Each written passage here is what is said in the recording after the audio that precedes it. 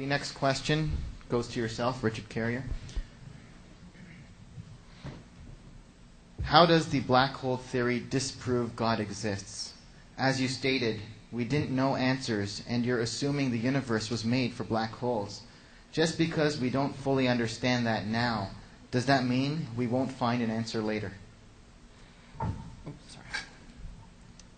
Well, let me explain my situation. And I'm not asserting that we know for a fact that Smolin's theory is correct. The point is that we have an explanation out there that hasn't been eliminated. And this is the way science works. If you have multiple theories and they all explain the same observation, you cannot pick one of those theories and say it's true. You certainly can't pick one of those theories and say it's absolutely true to all exclusion. Now, the point of the Smolin multiverse theory is that it shows that we can explain order in the universe without appealing to a God. So when Mr. Rajabali says that his existence proves the existence of God, well, that isn't true, because his existence could have another cause. He can't eliminate that other cause. And that's the point, is that he's presenting evidence for the existence of God that I'm saying is not really evidence for the existence of God, any more than it's evidence for the truth of Lee Smolin's theory. And that's the view we take. Now, this isn't where we rest our argument. We have a lot of evidence that we build on that finally leads us to believe that God does not exist. We've only been able to present some of it today. Dan has presented different kinds. I've presented different kinds. There's a lot more. So it would be wrong to say that we base it on the belief that Lee Smolin's theory is correct. We do not. We base it on a number of things. The possibility that Lee Smolin's theory is correct and the fact that we cannot eliminate it is what means that certain evidence like order in the universe cannot be used as evidence for God. Do I still have a second? You still have 30 seconds. And I also pointed out that Lee Smolin's is not the only multiverse theory that's out there. There's an older one, the iterative universe, which now may be disproved since the universe is expanding at an accelerated rate. Alan Gutt's pocket universe and bubble universe. Martin Rees talks about the bubble universes. And so Lee Smolin's is one, but there are a number of other possibilities out there which are fascinating. Why would you not want to be open to the possibility of the truth of those? Are you more in love with your tradition than you are with the pursuit of scientific knowledge? Yes. Your facts are simply, as stated, incorrect. In Chapter 11 of my book, I totally destroy Smolin's argument. I was given that task by my editor because he represents a potential threat. And I annihilated the position in Chapter 11, and I wish you'd read it, and then we would not be wasting our time on a position that's already been discredited. For one thing, if there's no evidence for even one other universe, how can you base anything on something that isn't there? That's what you're accusing us of. And yet you're doing it to an infinite degree, invoking an infinite number of universes or realms or compartments or bubbles or whatever you want to call them, when there's not evidence for one of them. That violates science's very nature. And it fails to offer, again, a legitimate explanation for our fine-tuned Goldilocks universe. Okay. Just to answer this, the fact that the multi-universe, single universe, what's the difference? If it is multi, no problem. If there are infinite universes, no problem. If there's one universe, no problem. Where did this come from? You're not answering the question. You're playing semantics here by saying, well, black hole goes this way and it goes that way, and we have got laws here. Doesn't matter. The point is you're not answering the basic question, where did this come from? You're speaking about a process, not the cause of the process. And you are avoiding this cause of the process. The same thing when you say, God has to have a mind. I told you he's absolute. He's not bound in the time frame of reference of time, matter, and space. You insist, no, I got to bring him down. I said, you've got to challenge the absoluteness of God and then ask those kinds of questions. To answer your question, Mr. Carey, you say the mafia box, when you speak about the mafia. How about a university giving an exam to a student and he flunks? And he fails and his whole career is down the drain. Do we hold the university liable for his failure?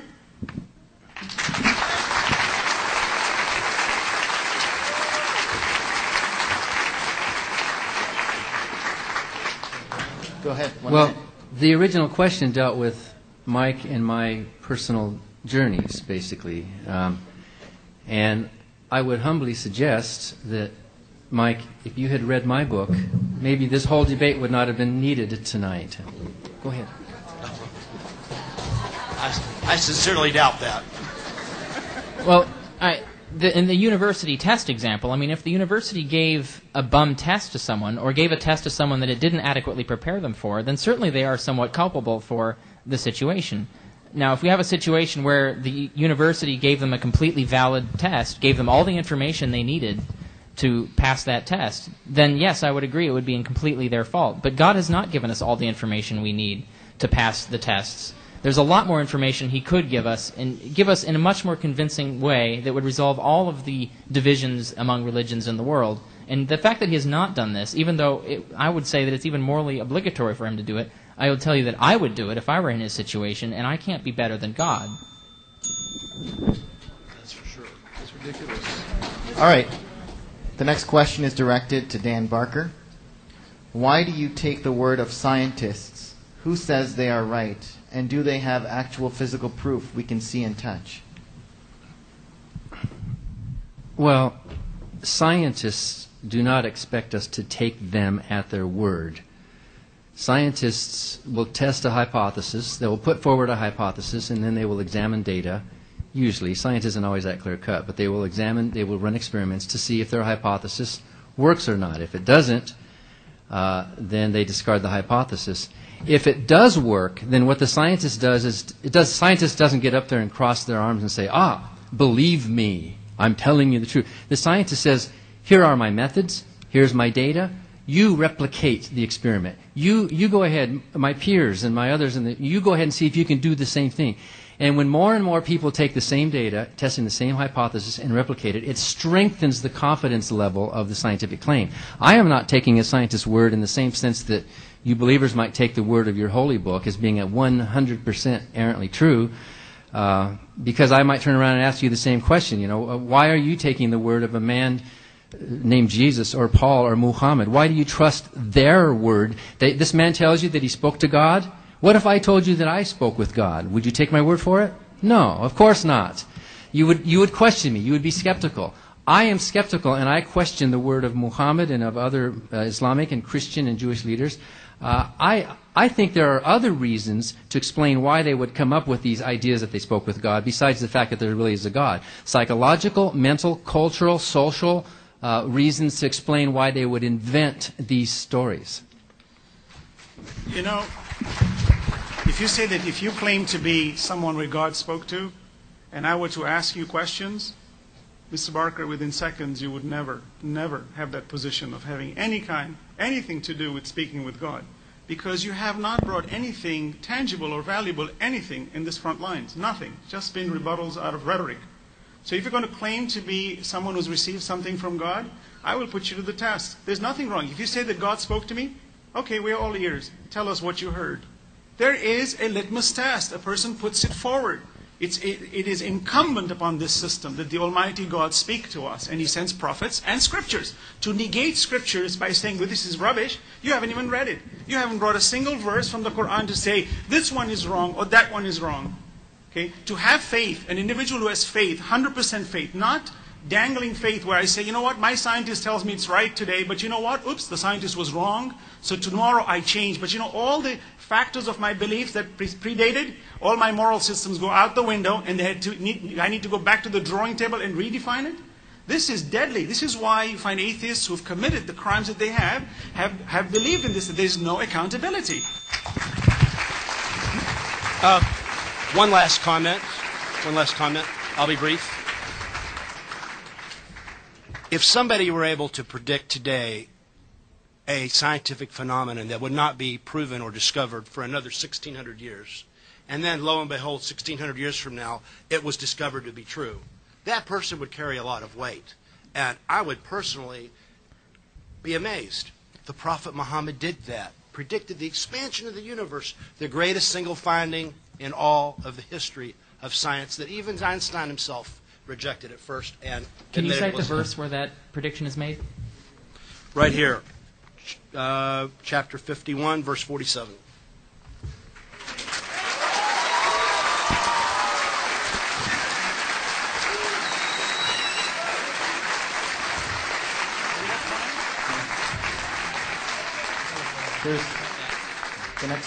The next question goes to Hassanein Rajabali. And if either team has a build, you can definitely work that into the time that you're allotted in your next response. Hassanein, what tangible proof allows us to believe God exists and is not just mankind's justification for all creation? It is already known that information passed orally through time is eventually distorted. Therefore, it is a possibility that this information about a supreme being could be superficially enhanced. The fact that the universe is so incredible, we speak of different scientists, and we call them great minds. How can they be great if the very system doesn't allow them to be great? How can they be empiricists and go out and measure methodically and come with conclusions if the system was flawed? Explain to me, please.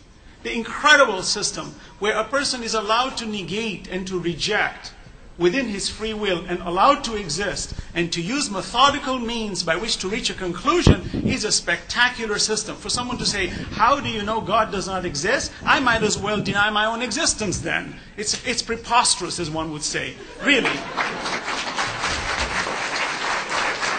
And I'm not completed. The belief in science has relative strength. It's not the strength that it's fluctuating. Look at the Quran. Why do we believe in the Quran? Look at what the Quran says in chapter 21, verse number 30. Mr. Carey, you may want to write that down. Quran says, أَوَلَمْ يَرَ الَّذِينَ كَفَرُوا أَنَّ السَّمَاوَاتِ وَالْأَرْضَ كَانَتَا رَتْقًا فَفَتَقْنَاهُمَا وَجَعَلْنَا مِنَ الْمَاءِ كُلَّ شَيْءٍ حَيٍّ أَفَلَا يُؤْمِنُونَ. Do the disbelievers not see that the earth and sky was once one and we opened it? And we made everything living out of water. That's a biological fact today, which is a recent discovery that all life originates as a precursor is water. That you see even those space probes that are going into Mars are probing for the existence of water. Who could say that 1400 years ago? That's the evidence.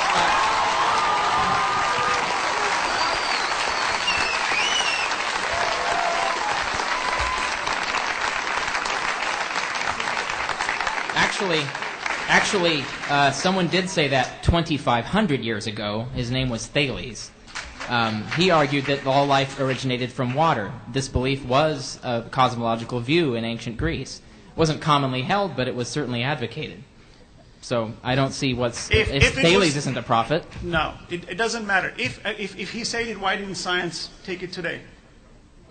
I don't understand your question. Yeah. In other words, prophets of God came from the time of creation. Prophets of God have been placed on this earth through man. The first man was a prophet. Adam was a prophet. This notion of him making a mistake and Eve making a mistake, these are things that we've taken as mythology, as some people try to project. The Quran rejects all of this. And that's the reality of our existence, that we are able to correct all that which have been brought forth, which have been added. The religion of God is firm. It's one. It doesn't change. It's humans who infiltrate it. And you're using that as a means to negate religion. I'm saying there are people who infiltrate many lies in the system. That doesn't mean the system is wrong. Hassan, I'm going to have to ask you, sorry. You do still, I'm taking those 30 seconds for you to respond, okay. Yes. Well, I don't understand what any of that has to do with the fact that the Prophet Muhammad is stating a belief that was actually advocated hundreds of years before him by someone who wasn't a prophet. So you can't claim that he was prophesying that all life was created out of water if non-prophets already advocated such a view. But can you negate that? Okay. No, can you reject that? In scientific evidence today, can you reject that life did not originate from water? Moderator, Yes. since he took up some time, could I take 30 seconds? You still have 10 seconds, so you can go ahead. Because he burned into the time with a lot of his. If a person says enough things, if you throw enough spaghetti against the wall, some of it's going to stick. And if you dig through any ancient book, you're going to find some things that look prophetic, and you're going to go, wow, look at what he said. Why didn't God reveal to Muhammad the germ theory of disease? Wouldn't that have been a useful thing for him to have told us about? He failed to give us that useful bit of information. Thank you. All right. The next question, and I was going to try and get through 4. In the interest of time, each participant will actually have 3 questions at them. We have 2 left. This question is to Richard Carrier. In science, a major foundation is the law of entropy, where things move from order to disorder. The world of today is in perfect order. If the world just happened, we would be in disorder, which is not the case. How do you explain this? Well, I already answered this question. There are physical systems, and we know several of them, that generate order while also creating entropy. The fact that the second law of thermodynamics applies to the generation of order and action in the cosmos does not prevent any of the things that we see today. And of course, we don't believe that it's absolutely perfect. There's all kinds of chaos in the world. So I don't really understand why the question is even relevant, since I've already answered it. Okay, 1 minute. The reason is that self-organization implies chaos turning into order. That's the nature of the principle of self-organization, is that order can spontaneously arise out of chaos, which is another mark of a fantastic designer. But if you start from a random sea of potential, order is one of the things that will randomly result. So you don't need an intelligence to start order going. Order can happen accidentally. That's presupposing the axioms of natural law that we believe that God himself created, that your side has no possible explanation. No, I'm not presupposing it. I mean, we have proof that quantum mechanics does underlie the fundamental nature of reality, and that this nature is fundamentally a random potential. 5 seconds. So you believe that the universe is eternal? Saved by the bell. All right. The final question is to Michael Corey. Oh, good. I'm just debating which one I should choose here.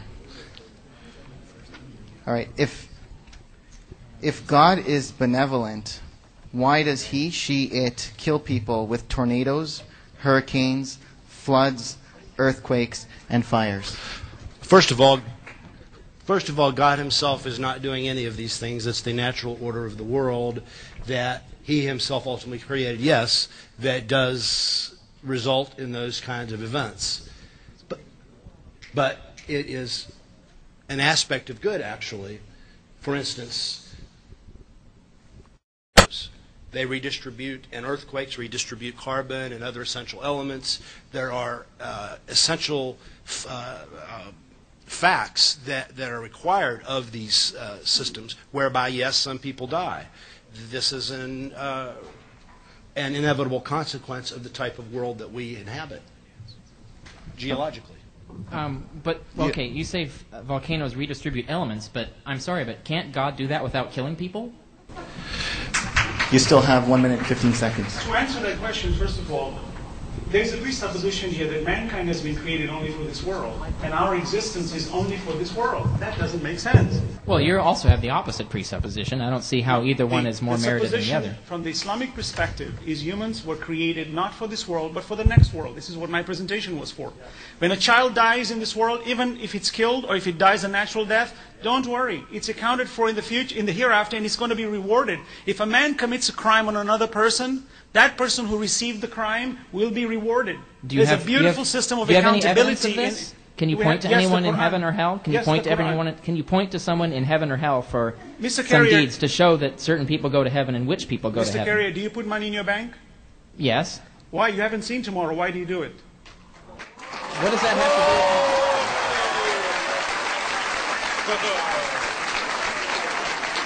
Do I have time? Please.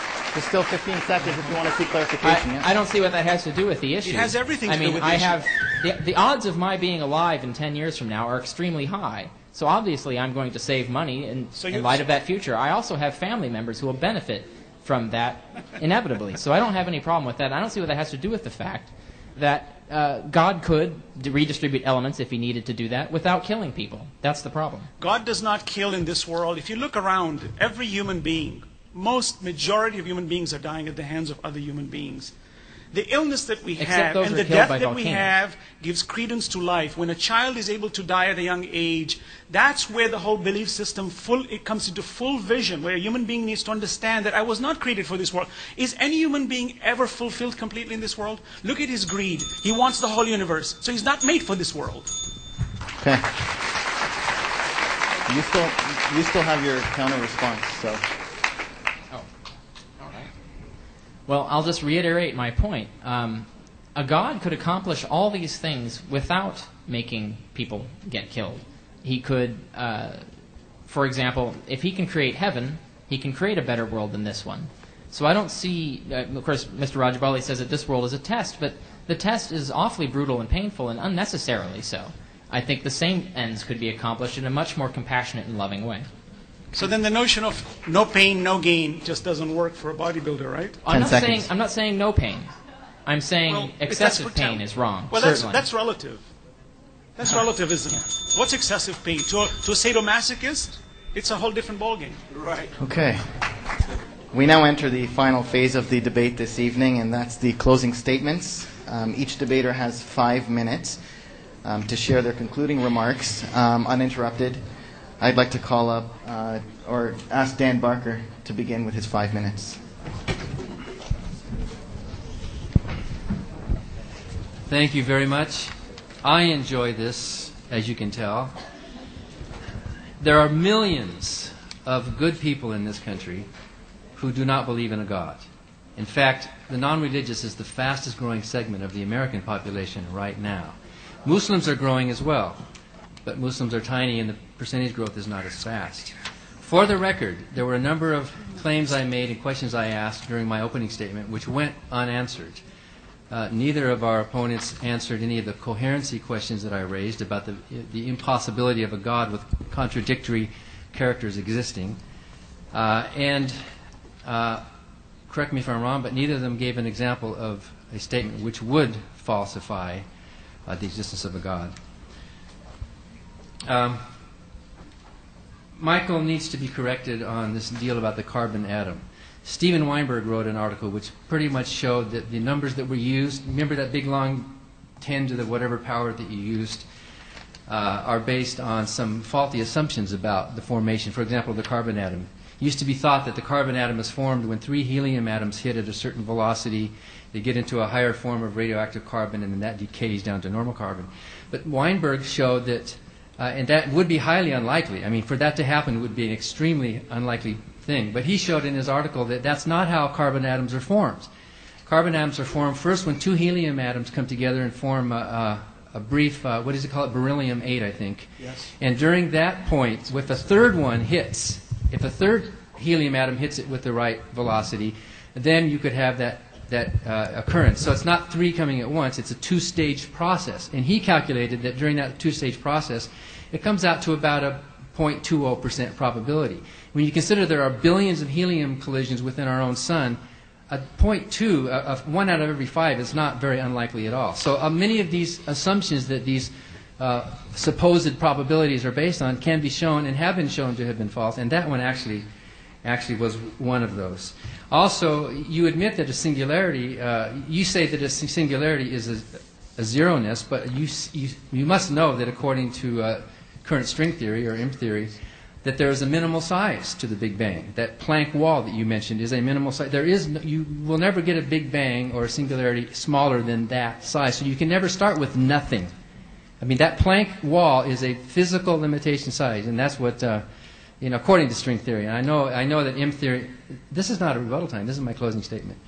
So I would reiterate a question that Richard asked you about Occam's razor. You guys are positing a hypothesis that there's this complex mind, this eternally infinite mind that is goodness and grace and mercy and justice, and it's out there, and this wonderful, all this complexity of this being who can create these things and make these decisions. That thing is up there, and that explains the origin of complexity and order and design and existence. And we come along and we posit a number of hypotheses, which we admit, even though they can be modeled mathematically and it may still be hypothetical, at least provide an explanation. What is simpler, a multiverse or this massive, complex being? Which one of those 2 hypotheses is simpler? According to Occam's razor, a hypothesis that sticks with natural laws as we know them is a simpler explanation than one that needlessly multiplies into some big, gigantic being. Like an infinite number of universes. Well, or infinite or large number. A multiverse doesn't have to be infinite; it can be large. But in any event, all through history, 1 minute. All through history, human beings have thought they had the right religion. It's easy for you Christians or for you Muslims to point to those crazy Hindus or those irrational Jews or those those Mormons with the... It's easier for you to point and say, look at human nature has this weird thing in it that gives us proclivity to believe things that are clearly false. You all think that about other religions. You all think there's something wrong with them. My question to you is, what makes you exempt? What makes you suddenly, in your religion, in your culture, in your society, suddenly the one true one, when through all of history we have shown that they have been false and they have fallen into the dustbin of history? What makes you so special, Hassanein, that suddenly you are the one who is free from that demonstrated human proclivity to believe things that are clearly false? Are you more special than I, or more special than the rest of the world? Have you been granted because you have your inherent goodness? Well, to us who don't believe, that seems a little bit arrogant, that suddenly all the gaps have been closed, that all understanding has ceased, that you have this answer when it's so easy for you to point at everyone else. Atheism is a rational position that still stands. Thank you, Dan. Richard Carrier, 5 minutes. Well, all right. Well, thank you so much for giving us your time today, all of you and everyone at the Tawhid Institute. I would like to thank our hosts for being incredibly gracious. I mean, they've been really nice and very polite, and I'm very impressed and very glad to see that a free thinker, an atheist, can be treated like a human being with compassion and friendship. However, thank you. Yes. However, that's the organizers of the event. Mr. Rajabali and Mr. Corey, I must say, have been exceptionally angry and mean. They seem to show little interest in trying to understand our different beliefs, especially our moral beliefs. They're constantly attacking us in loud words as being immoral and contributing to crime and so forth. I don't see what good can come of this. I really don't understand this rudeness and hostility. Naturally, in a forum like this, we can only barely touch the tip of the iceberg. There's so much more that we can tell you about naturalism and humanism, especially about the issues that have come up today. I highly encourage everyone here to keep asking questions, keep exploring, and most of all, keep reading. Go find out the truth for yourself. Don't take our word for it up here. And there's a lot more out there about our beliefs on the internet and in books. A good place to start is the secular web at infidels.org, especially their library and bookstore. But I highly recommend you look at books and articles on science. To sum up my part of the debate, I'd just like to address a few important points that have been left hanging up to now. A lot of my arguments were not understood or not answered, but I'll get to the ones that matter here, that I think are important. Mr. Rajabali said that I would not be here if my DNA was not perfect. Well, my grandmother died of cancer, so she could not be here because her DNA was not perfect. That was exactly the point of my original argument.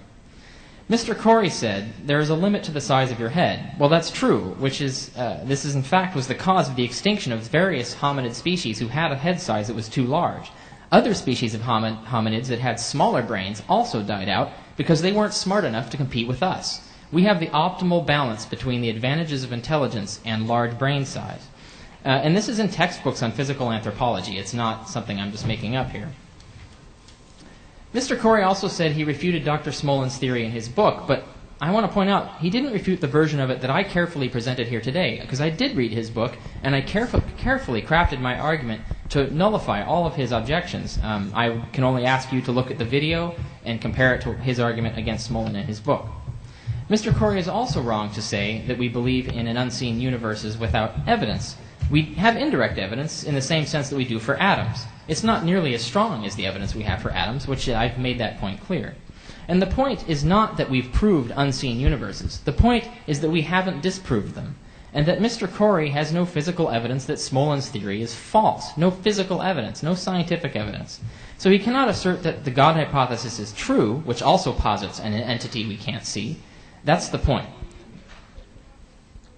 I was also asked how we can be so sure if science could prove everything wrong eventually. Well, that's only because we hold probable beliefs based on the information we have now. And that's all we can do. We can only base our beliefs on the information we have now. We can't be expected to base our beliefs on information we don't have.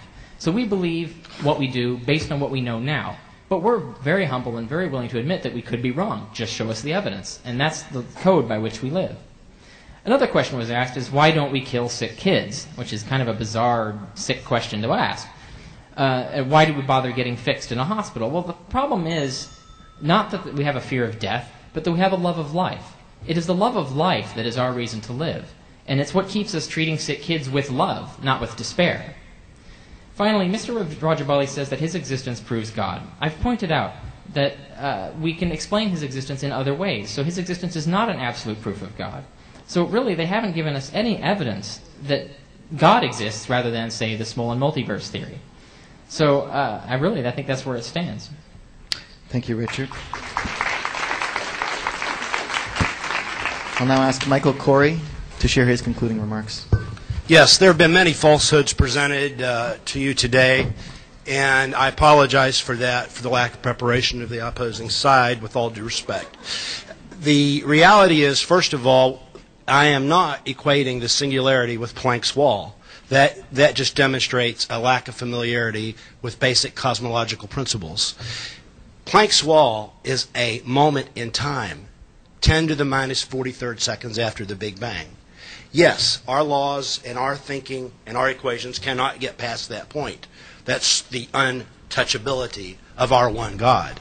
But that does not deny that the one singularity was there and postulated and proven to exist by the space-time theorem of general relativity, which has been proven to an accuracy of 8 decimal points by none other than Stephen Hawking. And to put Stephen Hawking on the same page as Lee Smolin is an insult to the people of this audience who believe that if you can show me one piece of published evidence that shows that Lee Smolin's argument is anywhere near the consensus position or even has any sense of rationality to it, here's proof of its irrationality. First of all, you're basing it on universes that have never been seen, or multiverses, or compartments. So it is not scientific by its very nature. They've never been seen. And to say, oh, we might discover them in the future is nothing more than another gap that you all are criticizing us for. Secondly, this singularity is not only not to be denied. John Barrow, who is one of the world's leading astronomers and is an absolute authority upon which Lee Smolin would not even be a remote comparison, John Barrow has written, but he's defined the field, one individual, that the Big Bang singularity presupposes the existence of a creator. This is in a scientific text. Why does it presuppose a creator? It's infinitely small, infinitely hot, and infinitely dense. What type of power would it require to take this infinitely distant, infinitely hot and dense particle and bring it into being? And infinite power, which is precisely the power we are postulating. We are 100% compatible with the scientific evidence. Your side has failed to give a justifiable explanation, a plausible explanation, a rational explanation for our fine-tuned universe. And using natural selection to try to argue for the existence of our wonderful world is basically not in keeping with the facts, because natural selection does not apply to the laws of nature. And the laws of nature, which were hatched right after the Big Bang, in which there was no time for natural selection to happen, they were hatched perfectly fine-tuned for life 15 billion years later. Now, I ask you, if I got a firecracker right here, and I exploded it right here, and it goes off, and the shrapnel goes and forms a statue right beside you and waves and says, "Hi, Dan, how are you doing?" Would you say that that was an accident? Yes or no? No. Of course not.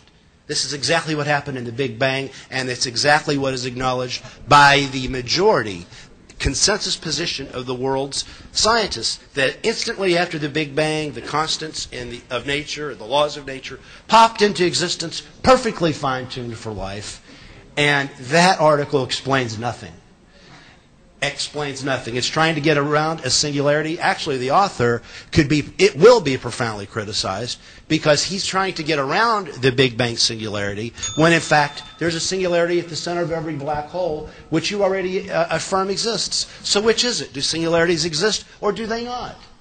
Do black holes exist or do they not? You all are contradicting yourselves. They're different things. They are not different things. That shows you that You actually said they were earlier. You said there was a difference between black holes and singularities. a singularity is at the center of every black hole, but that doesn't mean that every singularity was the Big Bang. The Big Bang, yes, was comprised of a singularity, but every black hole is also got a singularity at the center of it. And that is how another way in which the Big Bang Theory has been justified by Stephen Hawking, who discovered both. And I give him an utmost amount of credit, and I just wish that you would have understood cosmology better so that we could have made more progress in this debate tonight. Thank you, Michael.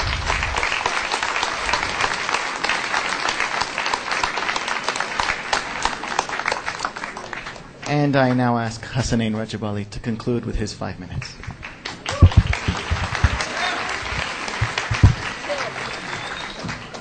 Mr. Barker says there are millions of atheists in the world. In my first debate with him, he noted that there's 1 billion atheists. And then, of course, when questioned, he said that, well, there's uppercase atheist and lowercase atheist. So it's almost like dangling between terminologies when cornered. You will notice one thing about atheism and those who profess it, that they actually do not have any stability. They keep moving between atheism and agnosticism. Even my opponent, Mr. Carrier, says when you have certain debates with certain Muslims, it is wiser to take the agnostic position. So if you're fluctuating between a position where God does not exist to suspension of your ideas and coming to a debate is indicative of the fact that you don't have certainty about what you're bringing forth. The fact is, in the world today, according to the CIA statistics, there's 2.44% of atheists in the world out of 6.3 plus billion people. Those are confirmed atheists in the public world. Here's the article of the World Factbook from CIA. 2.44%. That is only a very small fraction of the human population. To try to make the term atheism a common household name, I think is not going to be a very fruitful thing for those who want to bring it into a household name. We are all lowercase atheists, Mr. Barker. But don't play with words, because we are theists too, with the capital T. And the argument here has got nothing to do with lowercase atheism. It's capital atheism that we are debating. You will notice that when you reject, the Quran says when you reject the mercy of God, you will become a disbeliever. You will be the one who will see the cup not as half full. When a person says this cup is not half full, it's half empty, like the DNA problems and so on and so forth, you become a regressive creature. You become a person who is very regressive. To accuse us of being angry, I think it's very improper. I will show you data. The Journal of Consulting and Clinical Psychology, the relations of religious belief and practices with depression and hopelessness in persons with clinical depression. I read, religious belief and practices have been associated with lower levels of depression in persons dealing with stressful situations. In this study, researchers examined this relationship in 271 persons diagnosed with clinical depression. It was hypothesized that religious belief and practices would be associated with lower depression and that this relationship would be mediated by hopelessness. Religious belief, but not religious behavior, was a significant predictor of lower levels of hopelessness and depression beyond demographic variables. I read another study. Conclusion. In this study, greater intrinsic religiosity independently predicted shorter time to remission. To the author's knowledge, this is the first report in which religiosity has been examined as a predictor of outcome of depressive disorder. Look at this. These are studies being done that people who believe in God are less depressive because they're accepting the cup as half full, not as half empty. That even a child can tell you that if you approach it from that angle, you will become a better person. Let's continue. You say that when you reject all this goodness, it does lead to a level of evilness, where there is this notion of not having any accountability, that we're all just a part of all this accident, yet every once in a while to maintain the position, to kind of curb the sharpness, we say, we're loving people. We love you all. We don't want to harm you. What legislation is there? Why would somebody want to do that with that position? If everything's a mistake, there's so much evil going on, everybody's just dying. Why should I be struggling if the very laws of nature, which you hold as a means of your own projections to say that natural selection is my means. Natural selection, if you follow it and derive morality, we will all become, they say, survival of the fittest. You go out and kill people. In conclusion, I say that to dilly-dally and to dangle between these positions is itself a position which shows that.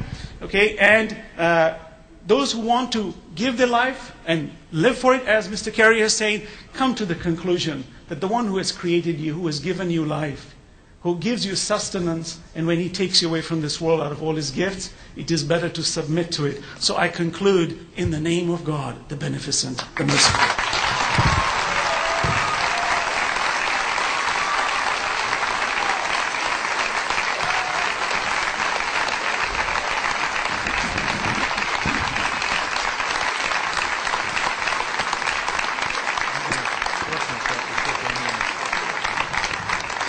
Thank you. The actual concluding remarks will be made by one of the organizers. Before I call her up, I want to thank all four of you for being here and doing a fabulous job. I want to thank all of you, the audience, as well, for taking your time to be here today. As I said earlier, the intention of a debate is to further confirm your belief or understand your belief and make your way towards the truth. And on that note, what I'd ask is, as you leave the room, please engage in healthy discourse with one another, and refrain from getting any too violent, and refrain from any violence, I should say, actually. Please let me call up Sister Renee, one of the main organizers for today's event. And as she comes up, let's have a loud salawat for her. She's spent a lot of time on this event.